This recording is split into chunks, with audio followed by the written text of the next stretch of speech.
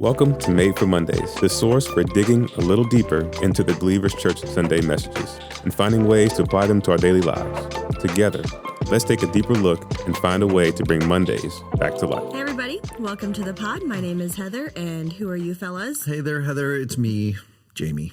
Hi, it's Sam. What are you doing? Sam, what are you doing? I had my cord on wrong. Like an idiot. Well, I was Just should have been a producer caught that. I was just watching with Bonnie last night some of the old Chris Farley SNL skits and the one where he interviews Paul McCartney. Yes, it's so That's good. so good. Remember that time? Remember? You were That the was Beatles? great. It was awesome. He was so funny. He was. What do you mean you had your what difference does it make? Oh, because it's like across my body and it drives me nuts. Because it was. I wear these backwards actually because that's the way the cord goes. Okay. Yeah, just a little insider. You're good now? In the biz. That's what we do. Yeah. I'm great now. I have my blanket on because I'm freezing. It's pretty cold. It's only warm on Sundays here. Well, that's not true. I walked in this morning. It's like 7:45 when I walked in, and It's warm it was when it's really very warm. early. And I was like, man, this is nice. Oh, and I don't. everyone by I the would time never I get came here in that here, early. it's freezing. Yeah. It's always cold by the time I get here. Yeah, right. Cool. Yeah. You're way down. Yeah. Oh my gosh. No jokes? All right. Yeah, I mean, It was good. that was good. Yeah. So what did you guys do this weekend? So we're attempting the alphabet dating thing. Oh, you are? Yeah. So- Inspired by the Baileys? Inspired by the Oh, Baileys. nice. So this week was C. And so we went to Yard House, obviously. I don't understand what's happening. We actually What went is to the this? casino, and the Yard House Oh, okay. It was there. is Okay. at the casino. And then Yeah. we went into the casino. So Okay. first of all, it's very nice having a Yard House so close. That's true. I love that place. I love that We place. haven't gone to the And is casino that yet. one still like, is this Yard House here like just as good as down it's, at the beach? It's bigger. Oh, Yeah, wow. it's really nice. Okay. And we got there kind of early, so there was no wait. By the time we left the casino, Yeah. it was stacked in there. It was packed. But so then we go into the casino, and I've never been to a awesome. casino in my life. Okay. So I'm thinking in my 'cause mind, you're a it's Christian. like it's yes. In my mind, well, it used to be you had to go to Vegas. Yeah, that's true. I have been to Vegas, but on a motorcycle, Yeah. I didn't stop at a casino. So, in my mind, I'm like, quarter, pull. Oh, buddy. No. You're so cute. So I get in there. I can't figure out how to do anything. So we finally ask someone. We got a card. You have to get a card thing. Okay. So we got a Like Dave card. Buster's. Yeah, a little bit like that. So, so the first thing is I get a card, and you go to this machine and you hit promotions, and it tells you if you get any free money on your card. Okay. Oh. I get $10. Nice. Right? Great start. I'm thinking, Yes. this is Already gonna up be awesome. 10. Yeah. Then a lot of the machines take cash, or everything takes cash. So I go to the This is ATM and I get out $40, thinking that's probably enough, right? Costs $6 to get $40 out of the. Yeah. Yes. Yep. What a racket. So now I'm only up $4. Yeah. So I'm almost breaking even. We go to a machine, try to figure out how to start. We can't even figure it out. So an employee comes by, we ask him, he explains it. I still don't really understand. Hit the button a few times, Lose everything. lose everything. Yes. What a great, What a great night. story. Yeah. Then we walked around and we watched, I could play some of the card games, but I don't know that I know enough about how to use the chips and all the things. Well, yeah, if you were having trouble with the machines, you probably aren't But quite ready for the card tables. Yeah, blackjack. I could play that game. I watched them play. I know exactly how to do that. Yeah. But I didn't buy any chips, and I didn't even know where to buy the chips. So Oh my gosh. so we watched for a little while, and then we left. My Nana, my dad's family is from New Jersey, and my Nana loved to go to the casinos. Yeah, they had- And we went when I was probably like 22 or 23. She took us to Mystic Lake Casino. I think it's in Connecticut. But she gave me. Awesome. I knew you guys would enjoy this. She gave me a roll of quarters to play the quarter slot machine. That's what I was hoping for. Right. Nice. And I played like 2, and I was like, can I just go get some earrings or something? Like, I do not like this idea of just throwing. I know I do it in like everyday life. I throw money down the drain, basically. Yeah. But like That's the to purest actively do it, Right. I was like, I can't do this. This is not in my makeup. Sounds like we need the casino from Vegas Vacation where Clark and Eddie go. Have you seen that? And they play like paper, rock, scissors versus the dealer. Wait, say that again. Paper, rock, scissors. Rock, paper, scissors. And then he holds a number behind his back, and he's like, "What number am I thinking of?" Clark's like, 7. He's like, "No, it's 4." He's like, "Oh!" It's like the dumbest games ever. That would be more my speed. Be better. Yeah. Yeah. Wow. Definitely would have been better. Do you know what he's talking about when he says the alphabet No, I have dating? no idea. So yeah, What's this alphabet dating thing? So you do a date themed on whatever the letter is. Oh, and okay. so you don't date somebody with that letter. Correct. Oh, okay. You go somewhere. Yeah, that would cause some problems. All right, that's fine. Fair enough. So we're alternating who gets to pick. So what did you do for A? Since you're only on C, we can know what you did for A and B. Let me think. What did that was a month ago. I can barely remember what once a month? We're doing 2 times a month. Okay. Yeah, I don't remember what I did. Oh, Jamie. I know. Sorry. Do you remember what B was? I feel like breakfast. I feel like we should share this stuff. B was breakfast. Yeah, it was breakfast. We went to the car show. Just breakfast, okay. And it was a breakfast date. We went to a diner, had breakfast, and then went to the car show. Okay. That was B. Let's not keep going through letters. Well, there are no more. We won't He's be able only to- done A, I've B, only and done C. A, B, and Well, C. I know. I don't want to know any ideas for the rest of the letters. You can Google them. There's tons of ideas. Oh, Yeah. man. That's great. And Yeah. Lauren and Caleb post all of their ideas. Oh, did they? They Oh, do. nice. They do little updates on social. Okay. Was it? I've only been over there one time. Was it really smoky still? That was really surprising. They allow smoking in there. Yeah. Yeah. I had no idea. It's been a whole thing. So yeah, I was shocked by that. I thought it was a felony They're very- to smoke inside. As Doug would say, they're very secular over there. Yes. At the casino, Yeah. weird. Yeah, Very and then they have one Super section weird. that you're only allowed in if you're like a high roller. Yeah. That's where I hung out. Bonnie was like, can we go and look? I said, no. Nope. There's a sign that says only active players Yeah. are allowed to go in there, so you can't even go. What's the buy-in to the high roller? Do you know? We're not allowed to talk about that. I have no idea. Okay. I mean, it's I don't know. It's pretty I don't go over exclusive. there. Yeah. Yeah.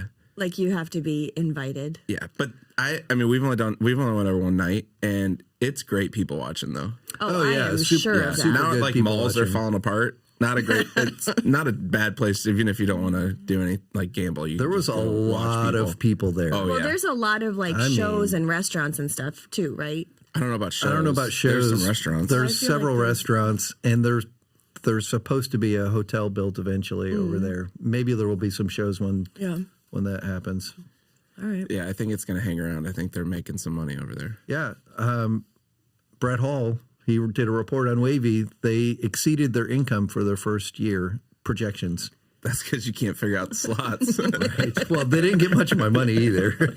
So Amen. I left with $40 cash that I got out of the ATM Oh, machine. man. So, What an opening to this podcast. That was great. Sam, what did you guys do this hey, weekend? aren't you glad your pastor doesn't know how to gamble? Yeah. it's I mean, so good. So great. Right? We really did not do a ton. Emma had a friend over, so it kind of all of our plans were What's squashed. the basketball Yeah. situation? Basketball's Oh, this was great. The YMCA double booked the gym on Saturday, so our game got moved to yesterday at 2:00. Oh. However, at 1:00, I got a call that 3 of the kids are sick, so Oh, boy. we were down to 4 players. So So unfortunately, had the to Mighty Red forfeit? Raiders had a forfeit. Oh, man. Yeah, a so bummer. I don't even have any great stories Oh, from that. man. That stinks. Yeah, but then we watched. Is it too late to draft some new players to your team? Well, I did ask that. Because that's And maybe trade some players. Yeah, 'cause I asked that. No, I guess so they play like different. We're in Portsmouth, but we play Suffolk teams. And I guess Suffolk had a great turnout, but they have less teams, so they have a bunch of players on each of theirs. ours have more teams, less players. So it's just kind of the way it's kind of played out. But yeah, so we hung out. Oh, we started watching Transformer movies. We went back and watched them because the kids haven't seen them. 1 and 2 are just really great. They are really great. They're awesome. Never saw them. Oh, really? Shocker. Yeah. They're just fun action movies. Yeah. I've not seen them. And honestly, getting older, you're like, you can't even tell what Transformers fighting. It is so jumbled, but the kids knew everything that was going on. So that was fun. We did that. And then watched the NFL Pro Bowl yesterday and then the Grammys, a little bit of the Grammys last night. Addie was super excited about Taylor Swift and all that. So we checked I'm out sure some our of it. Swiftie staff is very excited about it. Yeah, she released, everybody thought she was going to be releasing, it's a whole thing. Yeah. They thought she was releasing something like just one of her old records redone, but she's releasing a brand new album. Yeah, it was in my news feed, something about how many she won, and that she announced the release of a new album. Yeah. Which that girl doesn't do anything wrong. No. Like Seriously. promoting your album from the stage of receiving rewards for your previous album is brilliant. Well, and I mean, obviously she has a ton of haters, but she's still winning these awards. Yeah. Like I think there's only been 3 that have won 4 albums of the year or something like She that. like just surpassed Yeah, so she just passed, and it's like Frank Sinatra, Yeah, Frank Sinatra. Paul Simon. Was it Paul Simon? I can't remember the other Yeah. person. So it's like a very, very Pretty short exclusive, list. yeah. Pretty awesome. So we were just chilling, just watching that and hanging out. Nice. That's about it. My kids are going to be mad at me for saying this because they get a little bit irritated when I talk about fun places to go on the podcast because then Other people go. other people go there. Because you're But- like an You're giving influencer. away. Yeah. Yeah, totally. Yeah, true. Yeah. I mean, that's what this podcast is. Yeah. It moves the needle. I mean, I can't imagine what On the casino social- revenue is going to be Right. after this pod. floods of people go right. wherever we talk about. I bet you if you go to the casino on Friday, it's going to be you're not packed. even Yard gonna get houses, in. you're going to need reservations Yeah. For sure. Right. months ahead. So we had brunch with Spenken at the Bird in Norfolk. It's down on North Collie, I feel like we've talked about this across before. from Kogan's and Hank's filling station, which were also good selections. Yeah, my daughter loves Hanks. So that was fun. We did that on Saturday morning. And then Nate and I went to an estate sale, which is one fun. of my favorite things Yeah. to do. And this house that was having the estate sale was incredible. Oh, like really? we got a couple of things, but it was just really fun to be in the house. It was a very mid-century modern house, which is my jam. Yeah. Yeah. And we just, it was so fun to be in there. So we did that. And then we went over to Cooper's Hawk. And then we didn't know that this place existed, but there's a Dick's Sporting Goods warehouse. Yes. I've been there. Down Down by Lynn Lynn Haven. Yep. Yeah. Yeah. It's awesome. I got like almost $250 worth of clothing for $25. Yeah. What? You can find some really good deals. Yes. Wow. Yep. It was incredible. Yeah, Thanks for telling me about it, guys. I thought I Preach. said I've told Nathan because I have a seen it. golf towel, But I've not been in and it. he's like, "Where'd you get that?" And I was like, "I got it from Oh, this boy. He warehouse." probably thought you were just talking about like Yeah, the he doesn't actual listen to store me. at Lynn Haven. But anyway, we did that. And then what else did we do? Oh, we went to IKEA. Man, you're Cheesy busy. Pete's. I know. It was a very full, fun Saturday. Wow. That was one day. Yeah. Oh my gosh. And then after IKEA, we went home, took a little nap. And then we met my sister and her hubs, and Babe came up. So we met them over at Perro Blanco. They've been coming back and forth a lot.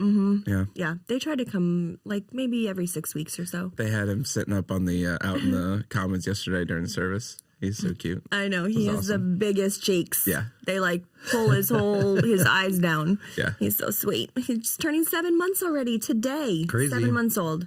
Happy birthday. Incredible. Esther's I almost guess. 10 months. I know. Yep. Insane. She came over for lunch yesterday. We had a good time. Oh, fun. Very fun. She's a hoot.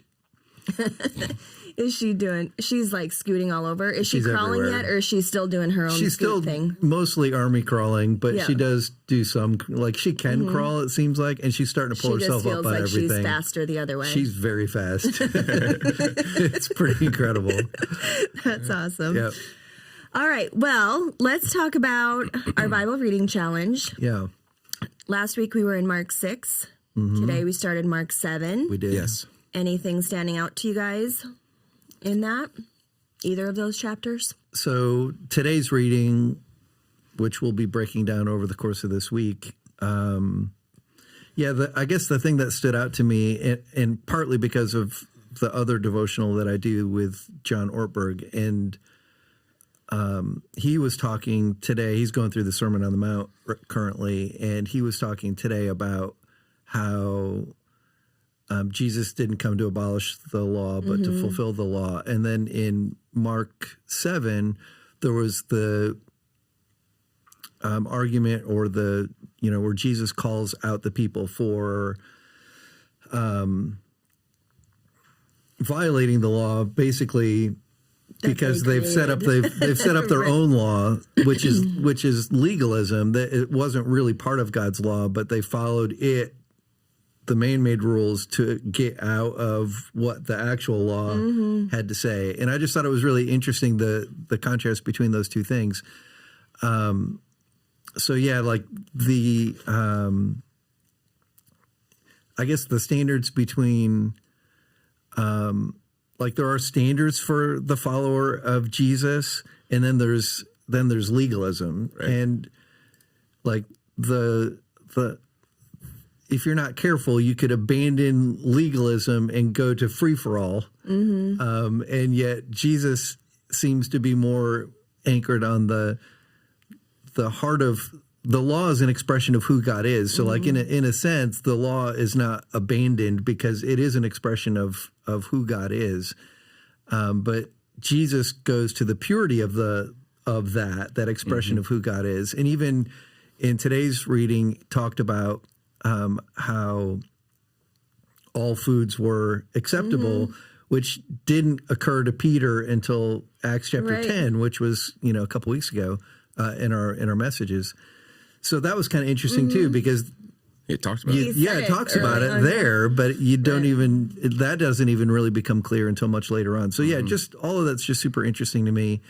And the legalism of people in general, it's so easy to fall into that trap of these man-made rules. And it would be interesting, even like John Ortberg today talked about how, like, it used to be, and there certainly are still circles within Christendom where this is the thing, but the legalism was around behaviors, drinking, smoking, going to casinos, gambling, all that kind of thing. That's a big one. That's a huge one. That's why I didn't do any. You did it. You just figure lost. It out. Yeah. So I'm so good. I'm not even good at sinning. So right. Yeah. I can't even sin right. But yeah, that's my weakness. That's my weakness. I work too hard. Such a great, I work too hard. I care too much, and I'm bad at sinning. Yeah. So I lost my train of thought. You're good. But yeah, behaviors. Just this idea. Oh yeah, so like legalism used to be around all these behaviors, and John made the point today that legalism today is often around thought. Or like political allegiances and that kind of thing. Ideology has become the new legalism of Christianity, which I thought super interesting. I've never heard it articulated that way, but it certainly does seem to be. Yeah, the Pharisees don't get a lot of W's in the Bible. No. But I feel like they got one here because while I understand where Jesus come from, you should always wash your hands before you eat. I agree. So I think that's a weird thing. Is it like that they did the ceremony of it? It was so long, but we can hopefully assert that everyone was washing their hands. Well, everyone should wash their hands. I agree. However, for them, it was a sign of purity, and the whole point of Jesus was it's not external purity, it's an internal thing. Well, I think it's even funny because they question him with why don't you follow these old traditions? And I'm like, come on, they had to understand. Like, that had to be so basic for them, but I guess not. Yeah. Yeah, it was, I love this But you chapter. go from him, I mean, the chapter's great. I mean, he's just yelling at the Pharisees, which is great. And then he just goes off. He's like, okay, I'm just going to get back to healing people. Yeah. That's good. So good. All right, well, yesterday we started a brand new series, and I'm excited to chat with y'all about it because, well, it's all about Jesus. It is. Yeah. So you started the message, Jamie, in just a really profound way. It was very fun. You did a little bit of a, survey of who is the GOAT I led a for debate. different categories. Yeah. You did lead a debate. Second service was wild. They were really getting into it. Were they? Yeah. I wasn't in there for it. Well, but- yeah, go ahead. Oh, I was just going to say, Joe told me that he was the only one in the first service that was for LeBron over Michael Jordan. Yeah, he was very vocal, and I told him, you're not allowed to talk without raising your hand. He said, I got called out in service. Well, I mean, most of the LeBron side are pretty intellectuals, and we just like to keep things a little quiet. We're not gonna hoot and holler about things. Okay? I heard you hollering in the comments. I don't know who that. I don't know who you're talking after about. the service. You were very upset. Well, sometimes you got to stand. You got to stand up for what's right. Yeah. I feel like we're backpedaling here. Yeah. A little No. bit. What you By the way, just I I've said. seen the two. I started watching The Last Dance. Yes, I started Oh that man, yesterday. it's great. Yeah, it was first episode. It was really good. So what, were you surprised by any of them? No. No. I mean, I wasn't surprised. I think people should really dig into more than just the stats he's saying. You weren't surprised, you were disappointed. I was disappointed in just the way some people reacted. Yeah. And then the people that may have been in LeBron's camp get called out. And Yeah. I mean, maybe even from stage Yeah. and mocked. But you know what? I don't That's believe just- anyone was mocked. Well, in our hearts, we felt that way. And I think that's just something we've been carrying around for a while. Really? I You've been carrying this for a while? I don't know if the Montana Brady. I love Joe Montana. I didn't realize that he had 4 rings when I was doing this I stuff. don't think I we thought can he was even at talk 3. about this without Doug in the room. It's true. Yeah, yeah. Doug, the NFL Yeah. Loves He insider. loves the 49ers. Yeah, loves them. that's so funny. I was telling Jamie, my cousin-in-law, met Joe Montana in Ireland on a side of a cliff. Oh, really? His whole family was there. Was he falling? No, not yet. He asked Joe for a picture, and Joe was like, I can't. I'm with my family. He's like, it's fine. Well, a couple minutes later, it turns out my cousin was the only other family there, and Joe Montana's family needed a picture of the family. So Joe had to come back and ask if he would take a picture for the family, and then he got a picture with Joe Montana. That's cool. But Joe is a nice guy. Yeah, super nice guy. So I agree with you on that. I mean, I think it's... Tom's probably nice. If you had dinner with him, you'd probably be like, he's a nice guy. I don't know. I mean, he doesn't eat... He's so regimented in what he eats. It's true. It might not be an enjoyable loser. meal at all. Right. What a loser taking care of his body. Right? He's just go to a casino and smoke and gamble. Yeah, that's probably why I'm coughing. All that secondhand see? smoke. Right? So true. It was a great It'll start. get ya. It was a great start to the message. Yeah, it was fun. Second service, I thought you lost the crowd. I thought you weren't going to be able to get them back together. They were just raucous. Yeah, huh? They the were pretty raucous, The teens were yeah. up there. They were yelling. Yeah, Oh, students had a good time. The Everybody started students getting are to it. in second service, and, the sandwiches, the fast food sandwiches, that what got the most. It wasn't Really? LeBron Michael. It was Yeah, they What got a was the- lot of chatter. yeah. People were yelling out things we forgot to put up there, and It was food pretty and fun. stuff. That's awesome. Yeah. It was great. All right, well, let's go a little more serious into Yeah, the heart of the none of message. that probably helped our walk with Jesus. No. Right. No, but could you just take a second and just very simply, recap the history of the Roman Empire? I also wore my hat that you didn't say anything about. I saw it. Okay, Nice hat. thanks. Yeah. So, yeah, I actually looked at this because I was kind of curious. The Romans began their occupation of Israel, or they conquered Israel in 63 BC. So, Wow. so by the time Jesus is on the scene, it's been close to 100 years. Yeah. Yeah. So that's kind of interesting. Herod the Great was declared king of the Jews in 40 BC by Rome. So that's kind of interesting because you think about the people who were calling out to Jesus, and the whole king of the Jews thing. Yeah. So that's kind of interesting because that was a Roman thing that they were. Wow. Yeah. So that was kind of interesting. And then, of course, prior to that, there was a brief period where they had self-rule through the Maccabees. So that didn't last too terribly long. Prior to the Maccabees, it was the Greeks who had ruled over Israel. And then, of course, before that, it was Assyria, Babylon, Egypt. Yeah. So much of their history, they were occupied. But at the time of Jesus, it was the Roman Empire. And so that kind of like just speaks to this longing that they had for the coming Messiah. And It's also, Jamie's preached about it quite often, but it is really cool to watch the history of Rome going back to Christianity after Christ, right? Like, you know, you've talked about that, you know, they put it on their coin and stuff, but it's pretty amazing how they do a full circle on that whole thing. They do a full flip. Yeah, very interesting. So before we dive into Luke 22, which is where we spent most of the message, can you just give us a little bit of an overview now of Passover? Because that's kind of what's being discussed in Luke 22, but what actually happened? The first Passover. So first Passover, you can go to, I don't know the chapter, but it's Exodus.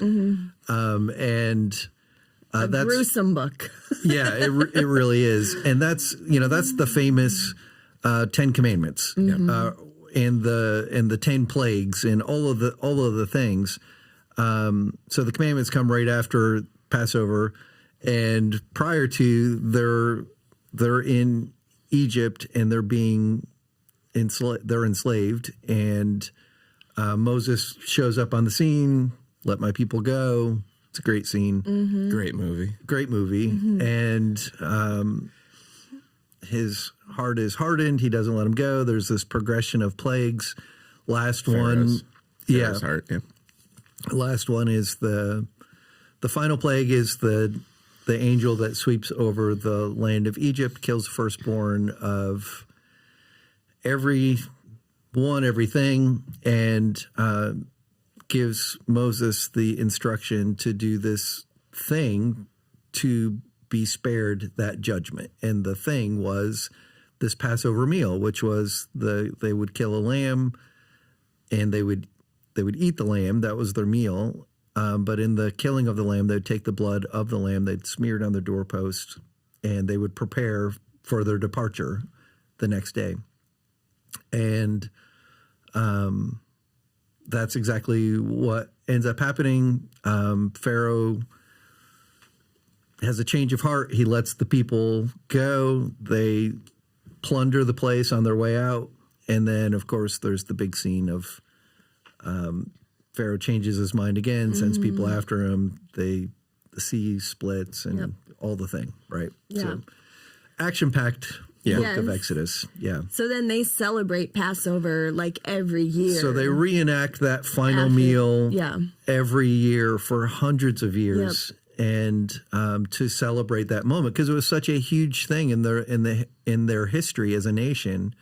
This, think 4 centuries of being enslaved, and they're set free. So that is like the beginning. Really, it's the beginning of their actual existence as a nation. Prior to that, that was just some families, and then they grew to become this large group of enslaved people in Egypt, and then.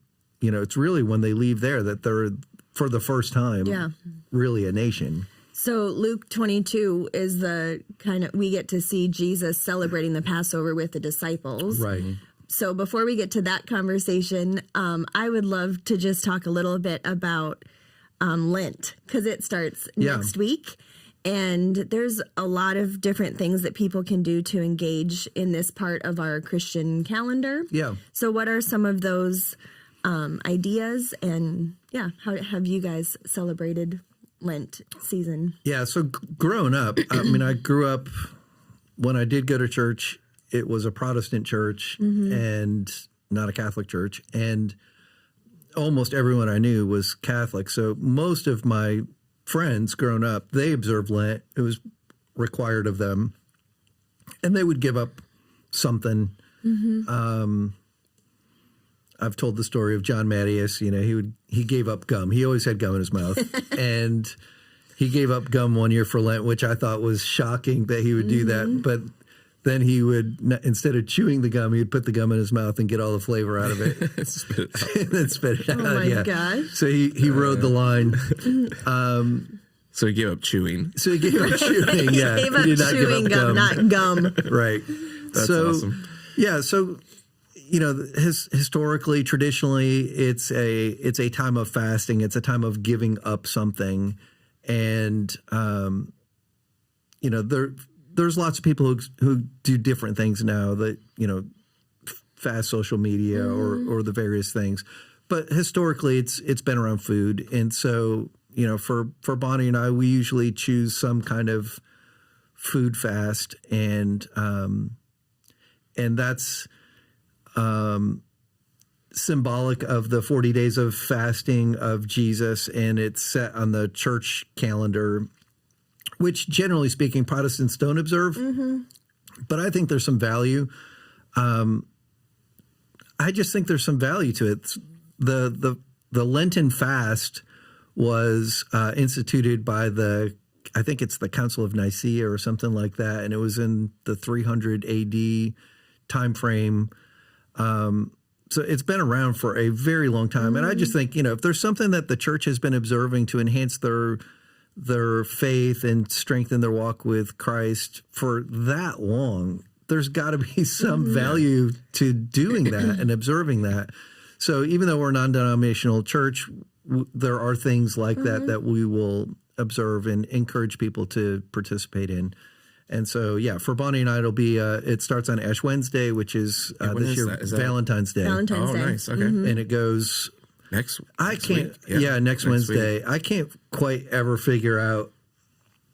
It kind of goes till Good Friday. I was gonna say Maundy Thursday. Technically, it ends on Thursday, but then they do something for Holy Weekend, which I've never quite fully grasped what the whole thing is. And also, like in the Catholic observation of it, they take Sundays off, I think. So, because it's actually closer to 50 days if you went from Ash Wednesday to Easter, it's closer to 50 days than it is 40 days, but they take Sundays off or something like that. So we don't. We just typically go from Ash Wednesday to Good Friday, and we'll break the fast after our Good Friday service, typically is what we do. Yeah. Yeah, I just think it's a really cool idea. Like, you're coming off of January, and most people do something in January, right? New Year's resolutions. And then you see it often. I mean, we just started February. It was like, I made it through January, so now I can go back to doing whatever I was doing. But I think it's kind of cool when you have, like, for us as Christ followers, like, you've got this next thing that's coming. It's like Lent. Okay, well, you can go back to some things. Like, let's not just like, well, see you next January. You know, and Jamie, I think you've led really well in that, because you and Bonnie went pretty serious. Was it last year? You really started to do the fish only on on Sundays or whatever it was. So we're doing the same thing again this year. So we're doing one meal a day, a vegetarian meal a day. Yeah. And so fasting 2 meals, although we can have the smoothie. Although Bonnie's blender broke yesterday. Oh, no. Oh, no. So I'm smoothie free for a couple of days until we figure out what our replacement's going to be. Yikes. Yeah. That's a big deal. That's big news. It cracked and went everywhere as she was blending. Is it a Vitamix? No, it was actually a commercial grade thing. We're going to probably buy Vitamix because I looked at the prices of the commercial grade one, and it's like twice a Vitamix. And Vitamix is expensive. Vitamix is expensive. Yeah. So we'll probably go Vitamix and, believe it or not, save some money. Yeah. Right. So I just think, like, you guys have challenged yourself in that. Like, so social media, that's a great, for some, that's really difficult. Yeah. Like, just challenge yourself in it. Like, exactly. It's a chance to reset and also focus in on your relationship. Right. Challenge yourself. And the idea of the fast is, when you have your cravings for whatever it is that you have given up, that is kind of your prompt to remember to pray and draw near to Christ. Right. And so, like, if you've just given something up for the sake of giving something up, really, what's the point in that? The whole point of, like, the dry January or whatever people do in January, that's for your physical well-being or whatever. Right. The focus around Lent, even though you can benefit obviously physically from a fast, the focus really is about enhancing your walk with Christ and drawing closer to Him. And that's and I think that's a good way to keep it from becoming, like we were talking about before, this legalistic thing that we're doing and just kind of following the rules. but to really think about like what are some like prayer focuses that you've had over the last few weeks that you really want to just devote time to praying over. And if you set yourself up that way on the front end, then that can be your reminder when it does get to be kind of leaning toward that legalism. It kind of can be your reminder like, oh no, we're doing this because we're committing these things to the Lord, not just to be food free for, you know. Yeah. I mean, it doesn't have to be food. I was thinking about like giving up emails and team messages. Oh, just, you know, for Lent. So you're giving up your job? No, just those two things in it. Yeah. So anytime I feel a craving to check Teams or email, just spend it with Jesus. I mean, we can probably like adjust your salary for I'm sure we could. over Lent too, if we need to. Is this like the whole thing where if I lose a limb? Yeah. All right, well, let's see those percentages. 60%. Let's talk about it. Right, Let's see what the okay. percentages are. All right, so now we're in Luke 22, and the disciples are gathered to celebrate the significance of Passover. And these guys are like oblivious to what they're there for because they're consumed instead about arguing over who is the goat, who among them is the greatest of all time. Right. So they're just completely missing the point of why they're sitting around this table together. So there's two things going on, though, because they are sitting around the table for Passover, and in their minds, they're probably thinking, okay, this is what we do because we're good Jewish people. We remember what happened, hundreds of years prior. But they also have another narrative running in their mind. The excitement of the crowds in Jerusalem around Jesus make them believe that Jesus is about to be crowned king, and they are going to be the cabinet members, of this new reign. So that's where their mind is. Their mind is definitely. I mean, I'm sure they're giving proper respect to Passover, but they're more focused on, oh my gosh, this is about to go down. Yeah.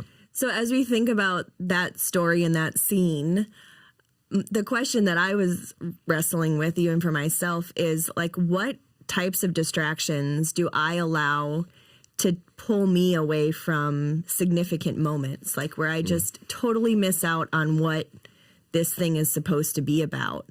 So do you guys have anything that you thought of, the types of things that can distract us from those significant moments? I mean, usually for me, it's my own agenda. It's, I get so focused on what I'm up to that I forget what God is often up to. I was having a conversation with someone yesterday who's going through just kind of a struggle, and he was thinking through scenarios like this could happen or this could happen or this can happen. And he's worried about all the various outcomes. And I said, really, no matter what happens, God is going to work in this. Like the outcome of that doesn't matter. Like if it will help you to relieve some of the anxieties, just start focusing on what is God saying and doing through this circumstance in your life right now. Easy for me to give that kind of advice to someone, but I struggle with that. I get so focused on what's happening to me or what I want to be doing that I don't give much attention to what is God actually up to. Yeah, I don't know if this will make sense, but I'm thinking it's like I'm missing out that it's actually the significant moment. You're having that conversation yesterday. You could have very easily not realized that was a significant moment there. And I think about that with my kids a lot. Like Addie's 15 now, so we've got her for a couple more years in the house. And you just we'll just throw that out there all like willy nilly. It's like, oh yeah, well, we got 2 more years. And then we're like sitting at dinner and having a good conversation.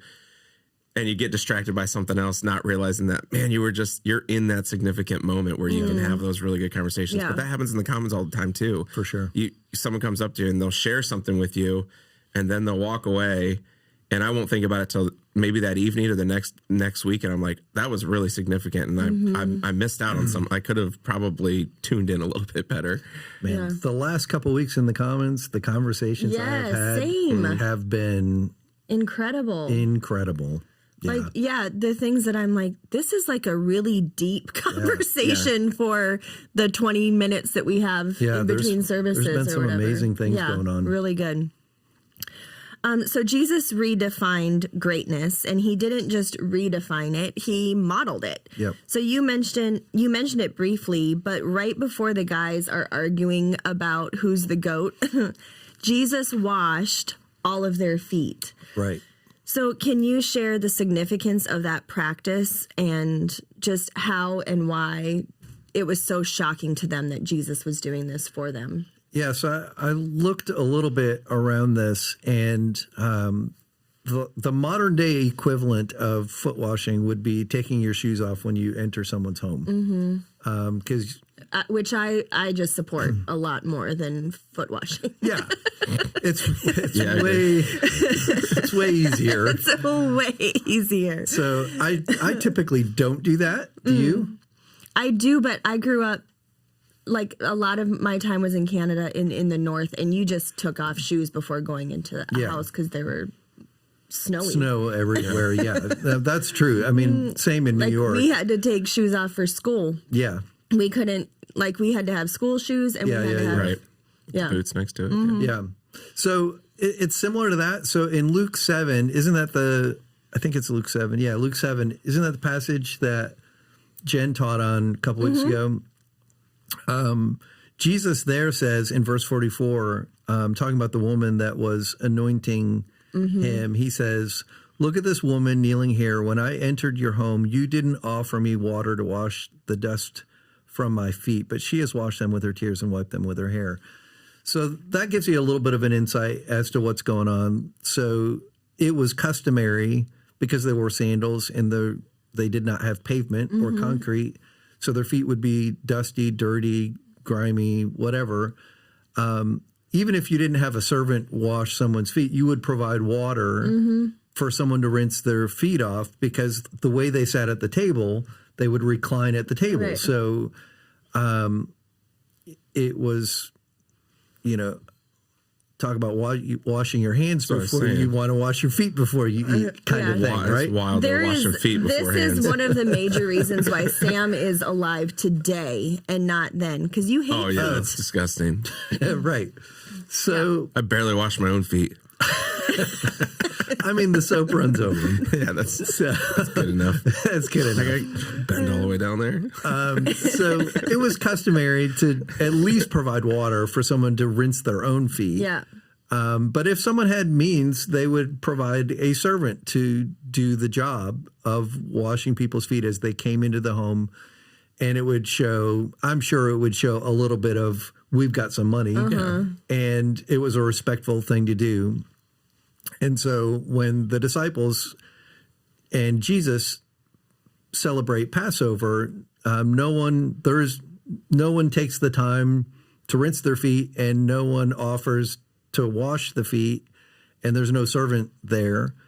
And so Jesus assumes the role of what would be a servant's job of washing their feet, and he goes around and washes their feet, and it causes quite a scandal among the disciples. They don't want him to do it. Peter refuses at first, and Jesus does that, and then tells them, "You go and do likewise." And interestingly, for many denominations, that's still a thing to this day. But early in the church, it became a fairly significant thing. Paul even writes about it in 1 Timothy 5, talking about widows who are on the list and to be helped by the church and all that kind of stuff. And one of the things that he talks about is, are they, in our translation, it says, are they like servants in nature? But if you look, there's a little asterisk. If you click it, the original translation is, do they wash feet? So it was considered a sign of humility and servanthood, certainly culturally within the first century church. Yeah. I came across a picture the other day on Facebook. This was like just maybe a couple weeks ago. And it was of Mike Lindsay, who used to be one of our elders here, washing Doug's feet at one of our staff and elder meetings way back on Peak Trail days. Yeah. That's something. Yeah. And I remember that being like a really powerful thing that Mike walked us through. we wouldn't do it on Sunday mornings, but every once in a while, my dad and his church, Sunday nights. Oh, like, really? A smaller crowd and like, you know, pretty dedicated people that were fully committed. We would do that every once in a while. Yeah. And it still weirded me out. Man. Maybe that's why you don't like feet super much. But it is a cool, like, I know I say weirded me out, but it's pretty powerful. If you've not, I mean, it's, It is. It's I get the like weird. an I get the weirdness thing. of it too, but it's also if it's in the right scenario, it can be for sure. pretty powerful. Yep. Yeah. So let's talk through 1 Corinthians 12 a little bit. Why are Christ followers given spiritual gifts, and what are they meant to do with them? So according to Paul, they are given so that we can help each other. They are given for the mutual benefit of all of us, and it's to make us better, stronger, Faster. Yeah, complete body of Christ. I mean, that's how the gifts in 1 Corinthians 12, 13, and 14, that's really what the description is all about. It's about the body of Christ.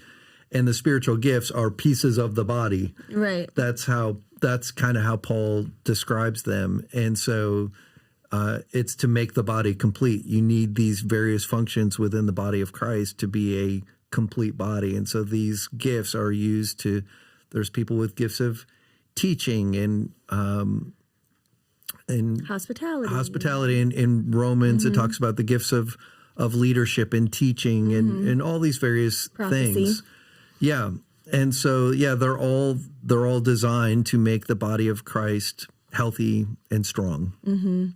So how do we protect ourselves? This is kind of going back to that legalism conversation again, but from using our gifts to earn right standing or favor with God. Like, I'd like to just talk a little bit about the subtlety between works to earn salvation and works because of our salvation. Right. So that passage that we looked at in Ephesians 2, I think is just such a great picture of it separates those two things. Like some people get confused in the book of James. And in fact, the book of James was almost not included in the canon in part because of, he says, faith without works is dead. And there were people who were like, there's no way that's heretical because faith is a gift of grace and it's not of works. And so they tried to so separate it that it made the words of James seem incorrect. Yeah. And I think what James was elaborating on is really just that nuance that is found in Ephesians 2, which the first part is you're saved by grace when you first believe, and it's not of works so that you can't brag about it. And then the second half of that is, but you were created for good works that he planned for you in advance. And so the good works aren't divorced from salvation. They're the product of salvation. And so one is evidence of rather than the earning of. So that's the difference between the two. And it is true, like, even a lot of people who are regularly in church, if you ask them, like, how do you please God? That song yesterday, I love that song that Ben led. Oh, Ben, Jireh. Where, God couldn't love me anymore. You know, I'm not letting him down because I didn't hold him up. And just like, I love that. Those words were just so powerful. And that's really what Paul is saying. Like, I didn't earn my way to God's favor. That was a total free gift. And so my behavior is not this thing that causes God to, oh, now he loves me. No, now he's disappointed. Now he loves me. Like, that's how we often think about it, but that's just not what it is. But then, good works flow from this relationship that I have with God because his spirit is at work in me with these gifts that I have. If I'm using those gifts, then I'm doing things that are pleasing to him. And it's the evidence of this work. And that ties us. Oh, go ahead. I was just gonna say it makes the full circle back to it's to help each other. So it's not this like selfish glorifying thing, which some people try to make it that way. But ultimately, like it's like Jamie preaching on a stage isn't to glorify him. It's to equip help others. Yes, it's helping others. Now you throw a stage on there and it just adds some things to it. It just makes it look sometimes. But like same thing with musicians and stuff like that. Like it's like you are given a talent and hopefully like you're using it well. Yeah. But it's not for your glory. It's Right. to help other, like it's helping others. So it's full circle on that.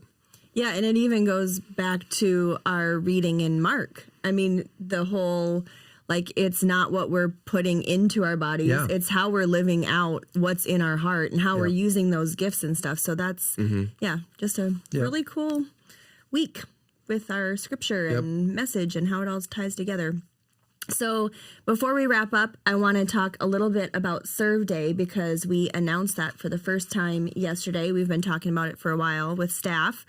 But what is it? Why are you guys excited about it? How can viewers and listeners get signed up? Yeah, I'm excited about it because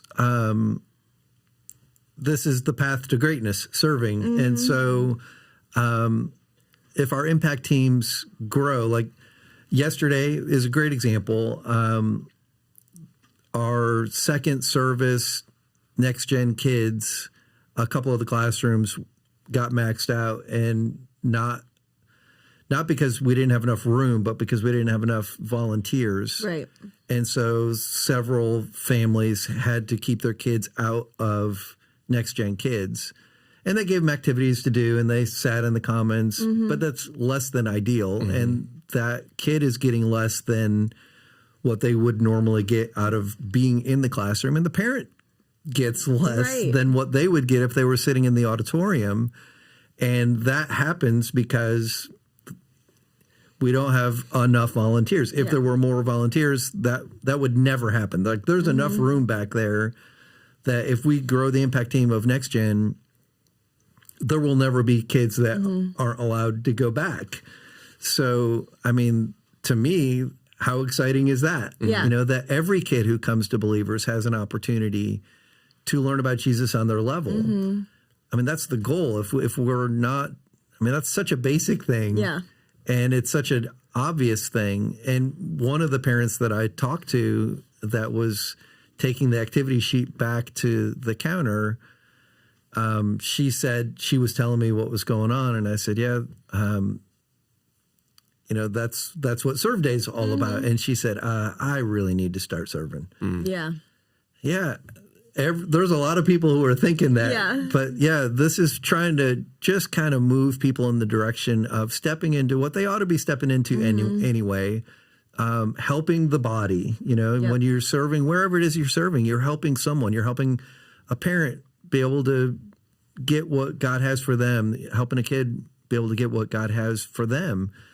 And that's true in all of the various areas. So I mentioned this in the second service. I forgot to mention it in the first service. But if you're serving on an impact team, the one goal is you will invite someone to serve with you. So you can just invite someone to shadow you, just like you invite someone to attend church with you. You can invite someone to serve with you. And in the second service, I mentioned if you're on an impact team and you want to invite someone to serve with you, you don't even have to do that with someone who's in the church. You can invite someone that you work with. This would be a great way to get them in the church and serving at the same time. Yeah. So you can invite anyone really to be a part of this. And it's just a one-time serve. So there's a zero commitment involved. You just serve one time. After serving the one time, there will be a follow-up to say, you know, how'd it go? And is this something that you're interested in continuing in? And if so, you know, where, when, all of the things that will happen after that, background checks, all the other things that we normally do will happen on the backside of all that. Megan and I had people inviting themselves to try to be lead vocal for Shadow Day, for Serve Day. Yeah, Megan told me that John, her husband, said he was going to shadow me. Yes. So, Nice. So either on the 3rd or the 10th, John will be standing next to me. Beside you. I think that would be hilarious. Great. We don't give them mics. We just let them they're just going to observe. They're like, oh, this is what you're doing up here. Okay. Okay. That would be really funny. Oh, that would be interesting though, because to really do that in that position, he'd have to like be a part of you getting prepared for the message. Yes. So that's the true. Studying, the writing of the message. Yeah, John, you're going to have to take a little time off of work. Yeah. Yep. Yeah. I love that. So how do they get signed up, Sam? Oh, yeah. So you can check out the notes right now. That's probably the best way to do it. In the app. Yeah, in the app. So go to the Believers app, go to the message notes from this past Sunday. In Next Steps, there's a link you can click on. And the reason we're doing that instead of just a big registered event is because while we are looking for, like, we want as many people that can do this to do it, but we want it to be specific. It's like you are committing to be here because we're putting time and effort, and people that are like, we want to make sure that it is a really good experience for everybody because we want you to stick around and do that. So it's not necessarily like trying, Yeah. And it will be a next step for this entire series. The whole thing. So if you missed it last week, you can do it this week. Yep, And if you feel guilty about it, you're going to get asked for 3 more times. Yeah. So true. Buckle up. All right. Well, that's all we've got time for today. Make sure you join us this coming Sunday as we continue the GOAT series. Our services on campus will be at 9 and 10:45, or you can always watch on YouTube at 1 o'clock. Thanks for being here, friends. Go and be love.